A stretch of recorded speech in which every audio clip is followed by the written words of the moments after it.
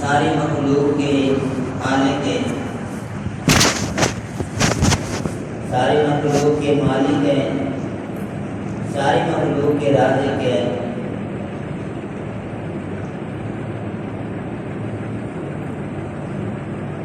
اور تمام مخلوقات میں سے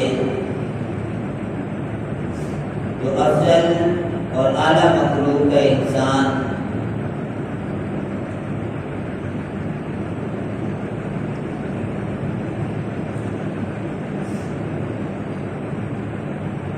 اللہ تعالیٰ نے انگنت نعمتیں انسان کو بھی عطا فرمائی ہیں، لیکن انسان ناسمجھ ہے، بے عقل ہے، اسے یہ شعور نہیں ہے کہ رب العالمین نے کتنے کرم اپنے بندوں پر کیے ہیں، کتنے فضل اپنے بندوں پر کیے ہیں۔ شمالی ضروریات تو ہیں ہی، اللہ تعالیٰ نے اپنے بندوں کی روحانی ضروریات کو پورا کرنے کے لیے انبیاء اور رسول کا سلسلہ جاری فرمایا، تاکہ انسان کو سیدھا رستہ دکھے، انسان اپنے رب کو پہچانے، اپنے رب کی معرفت کو حاصل کرے اور اس دنیا میں ہی اپنے اللہ تعالیٰ کو راضی کر کے اپنی آخرت کے لیے سامان پیدا کرے۔ حضرات انبیاء علیہ السلام کی جو ہستیاں ساتھ اللہ تبارک و تعالیٰ کو بہت لاڈلی اور محبوب ہے۔ ہر آدم نبی علیہ السلام سے لے کر رسول اللہ صلی اللہ علیہ وسلم تک جتنے بھی انبیاء کرام آئے، یہ اللہ تعالیٰ کے چنے ہوئے لوگ، اللہ تعالیٰ کے برگزیدہ بندے ہیں ساتھیوں۔ اور کوئی بندہ اپنی عقل سے، اپنی محنت سے، اپنی سمجھ سے نبی نہیں بن سکتا، یہ اللہ تبارک و تعالیٰ کے چنے ہوئے لوگ ہیں ساتھ۔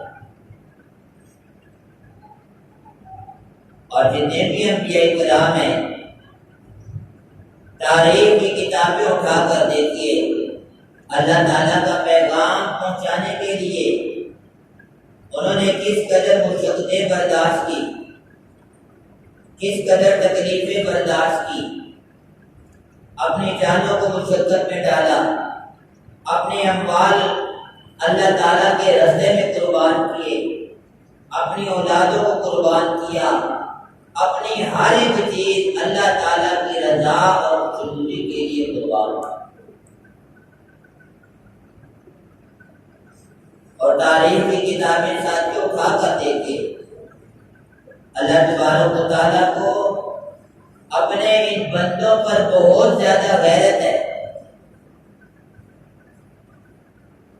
اور اللہ تبارک و تعالیٰ ان کی شان میں کوئی بات ہی برداشت کرنے کے لیے تیار نہیں۔ تاریخ کی کتابیں اٹھا کر دیکھیے ساتھیوں، رب العالمین نے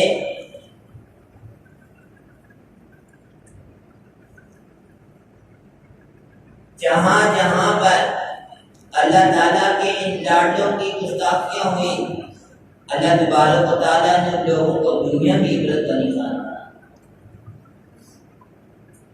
حالانکہ دیکھیں، حضور علیہ السلام کی زندگی کے حالات کو دیکھیے، وہ لوگ رب کو نہیں مانتے تھے،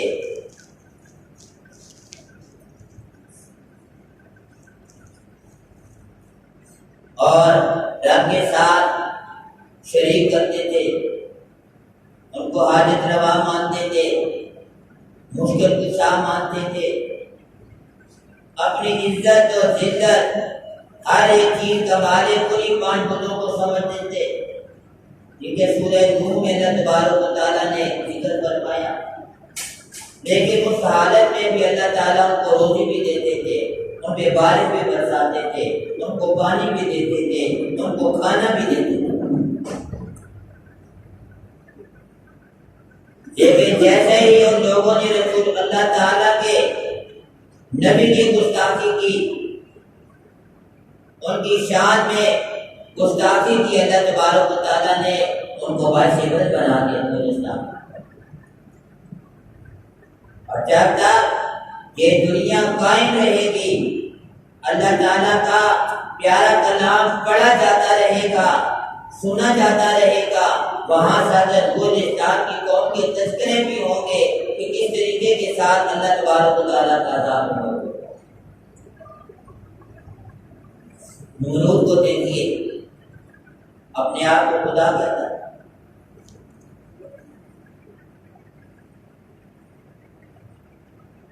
اور ایسے ہی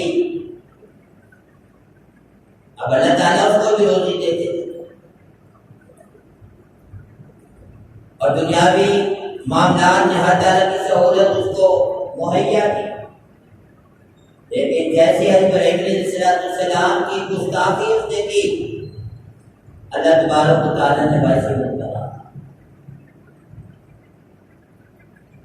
ایسی ساتھ تاریخ کی کتابیں اٹھا کر دیکھیے تو پتہ چلے گا اللہ تعالیٰ کے لاڈلوں کی، اللہ تعالیٰ کے محبوبوں کی، اللہ تعالیٰ کے پیاروں کی جس نے بھی گستاخی کی ہے، جس نے بھی ان کی شان میں کو کم کرنے کی کوشش کی، ان کو تکلیف کے اللہ تبارک و تعالیٰ نے باعث عبرت کیا.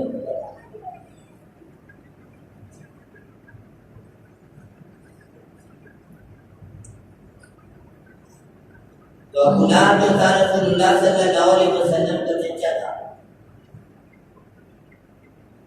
سگا چچا تھا،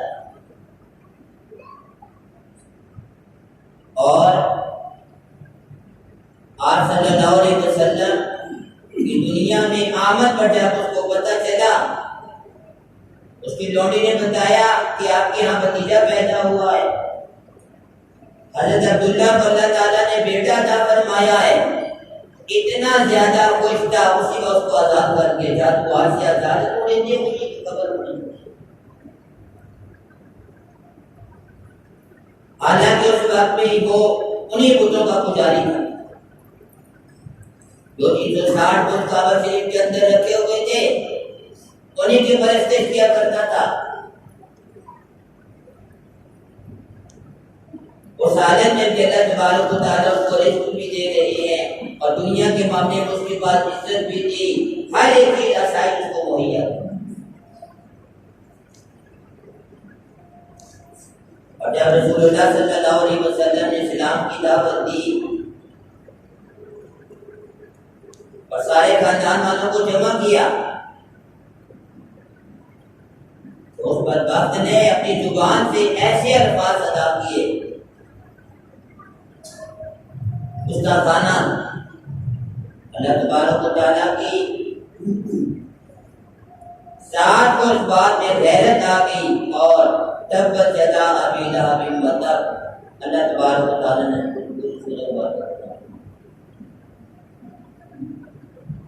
وہ تو آپ صلی اللہ علیہ وسلم کو بد دعائیں دیتا تھا، آپ رہے نہ نعوذ باللہ، آپ برباد ہو جائیں.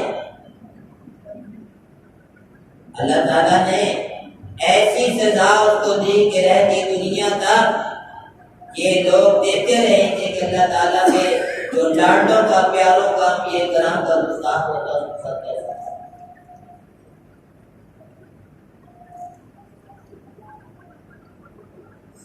اس کا جسم گل سڑ گیا، آخری وقت میں اس کا جسم گل سڑ کر اس کے سے علیحدہ ہونے لگے. اس کے بیٹوں نے ایک علیحدہ کمرے میں اس کو ڈلوا دیا، پائی بڑے بری طریقے کے ساتھ اس کی موت.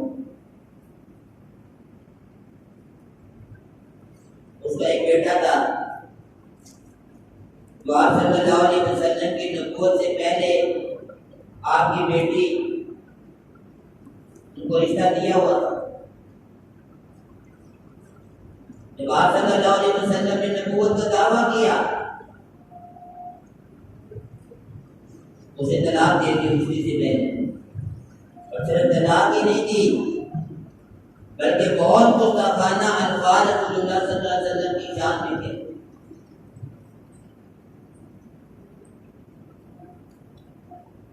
اور جا کے بڑے فخر کے ساتھ باپ کو بتاتا ہے کہ آج میں یہ کر گیا، ساری بات بتا دی۔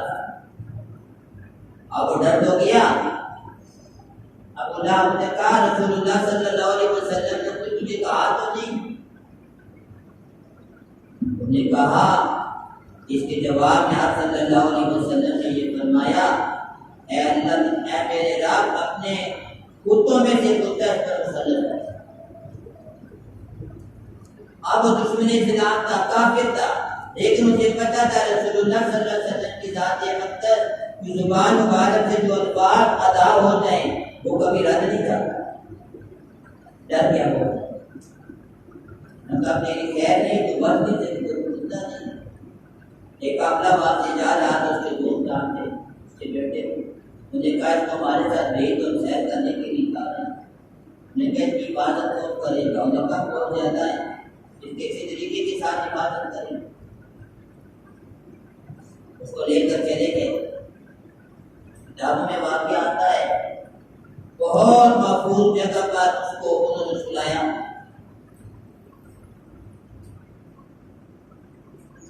آس پاس اس کی آڑ لگا دی، کوئی جانور اس پر تک پہنچ نہ سکے۔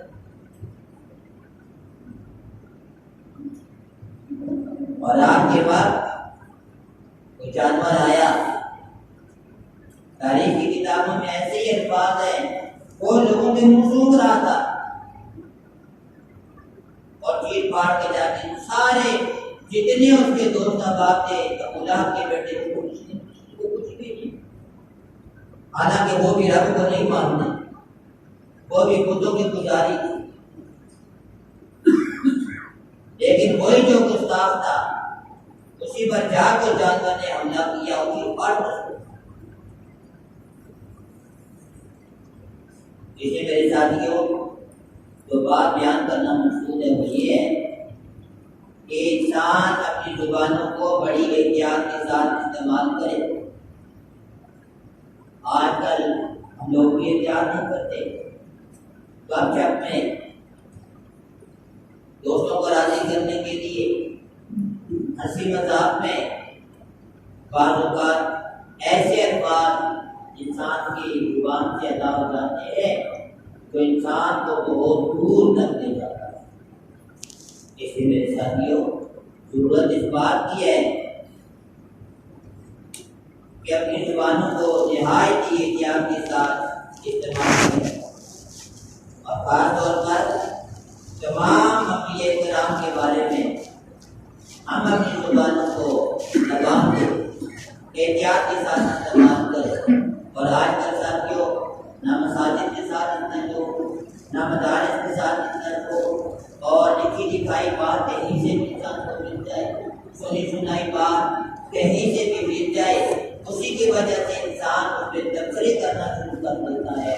اور اللہ نہ کرے اللہ تعالیٰ سب کی عبادت فرمائے کہ انسان کسی کا ایمان ضائع ہے، اور ایک بندہ خوش قسمت ترین انسان ہے کہ دنیا سے جاتے وقت ساتھیوں اپنے ایمان کی سلامتی کے ساتھ دنیا سے چلا جائے، اور آخر کے تمام معاملات میں ساتھیوں وہ انسان کے ایمان کے ساتھ ہے۔ ایمان کی وجہ سے سارے معاملات انسان کے کاری لگ جائیں گے، اور ایمان نہ ہونے کی وجہ سے کوئی عمل انسان نے کیا بھی ہوگا وہ بھی انسان کا ضائع چلا جائے گا۔ اسی میرے ساتھیوں ضرورت اس بات کی ہے، اللہ تبارک و تعالیٰ کی جتنی بھی لاڈلی ہستیاں ہیں، محبوب ہستیاں ہیں، ان کے بارے میں انسان کم از کم اپنی زبانوں کو نہایت ہی احتیاط کے ساتھ استعمال کرے۔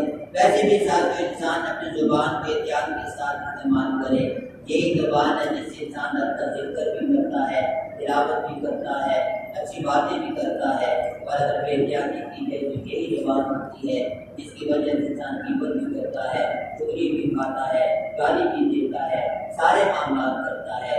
انسان کی زبان کی بے احتیاطی کی وجہ سے انسان جہنم کے غلام بنتا چلا جاتا ہے۔ اسی لیے ساتھ زبان کی حفاظت بہت ہی زیادہ ضروری ہے۔ ہماری زبانوں سے کوئی ایسا لفظ ادا نہ ہو، کوئی ایسا جملہ ادا نہ ہو جو رب کی نافرمانی کی جملے میں آتا ہو، اللہ تبارک تعالیٰ کی ناراضگی کی جملے میں آتا ہو، اور انسان ہم اپنے تنظیم پھیلاتے رہے، اپنے دل کو خوش کرتے رہے، اپنے دوست احباب کو خوش کرتے رہے۔ آخر کے برائے انسان کا ہر ایک بندے کو اپنے اپنے طے کرنے ہیں، ہر ایک انسان کا عمل اس کے ساتھ رہے گا، اور وہ دن قیامت کوئی کسی کو بچانے والا نہیں ہوگا۔ نہ ماں ساتھ دے گی، نہ باپ ساتھ دے گا، نہ بہن بھائی ساتھ دیں گے، نہ رشتے دار ساتھ دیں گے، نہ اولاد ساتھ دیں گے۔ وہاں پر ساتھیوں کوئی جب کسی کے کام آنے والا نہیں، انسان کسی کے لیے اپنے آپ کا نقصان ہوتا رہتا ہے، اور یہ بہت زیادہ نقصان کی بات ہے۔ اس سے اپنے آپ کو بچانے کی کوشش کرنی چاہیے۔ اللہ تعالیٰ ہمارا کرنے کی توفیق عطا فرما دے۔ وہ آپ کو